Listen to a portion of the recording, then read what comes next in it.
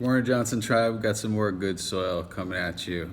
Today we're going to read a passage. It's a very special passage to me when we see the joy of the blind man being called to Jesus. So this is Mark chapter 10, verse 46. As they came to Jericho, as Jesus and his disciples, together with a large crowd, were leaving the city, a blind man, Bartimaeus, that is, the son of Timaeus, was sitting by the roadside begging. And when he heard that it was Jesus out of Nazareth, he began to shout, "Jesus, son of David, have mercy on me." Many rebuked him and told him to be quiet. But he shouted all the more, "Son of David, have mercy on me." Jesus stopped and said, "Call him." So they called him. They called to the blind man, "Cheer up, on your feet, he's calling you." Throwing his cloak aside, he jumped to his feet and came to Jesus. "What do you want me to do for you?" Jesus asked him. The blind man said, "Rabbi, I want to see." "Go," Jesus said, "your faith has healed you." Immediately he received his sight and followed Jesus along the road. I love that as soon as Bartimaeus heard who it was, he recognized Jesus' power and he recognized his need. He says, "Jesus, son of David, have mercy on me." He recognizes that Jesus is the Messiah. He recognizes his lordship, he recognizes his power, and he recognizes his own weakness and his need for mercy. And so he calls out. And it's just such a great example for us in our state not to be so pretentious and uppity about our position as Christians or as Americans or whatever, that we should still see Jesus as the great Messiah and recognize and call out to him, "Have mercy on me."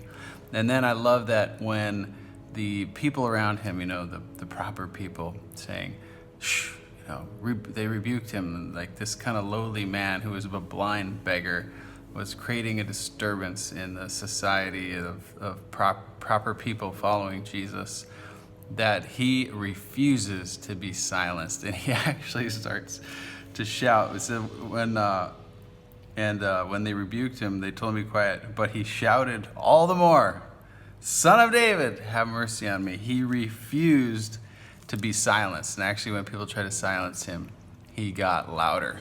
And I think, in a different kind of way, our society that shuns religiosity, that shuns faith to a certain degree, would want us to be quiet about our Christianity, would want us to be quiet about believing in Jesus. And this is such an encouragement to us. I mean, this man, he doesn't care. And Jesus rewards his refusing to be silenced by the majority, by the crowd. And may we similarly, may our testimonies be loud to those around us. Not annoying in the sense that needlessly, but to just be crying out to God, to be giving him glory as the Messiah. And then when Jesus calls him, his response is also so encouraging to us. He throws off his cloak, he jumps to his feet, he lets nothing slow him down from coming to Jesus. And that enthusiasm should guide us. Sometimes we get so comfortable in our relationship with God or in being followers of Jesus, like those on the road, that we lose our urgency, we lose our enthusiasm, and we let things slow us down. Oh, I'm going to do this first before I seek the Lord today, or I'm going to get distracted by this other thing in my life. But he throws off his cloak. It's probably the only one he has, and he jumps to his feet to come to Jesus. May we have that same eagerness as we approach the Lord today. And then lastly, the irony, I think, can't be lost on us, that here he is, he's a blind man, but he has spiritual sight. Surrounded by how many other people in Jericho had physical sight, but they were blind to who Jesus was. And so when Jesus asks him, "What do you want me to do for you?" he doesn't say, "I want to know who you are. Tell me how to have eternal life." He actually already in his heart, he has eyes to see who Jesus is. When he calls him Son of David, he knows that's the Messiah. So he asks for physical sight. And Jesus, of course, says, "Your faith has healed you."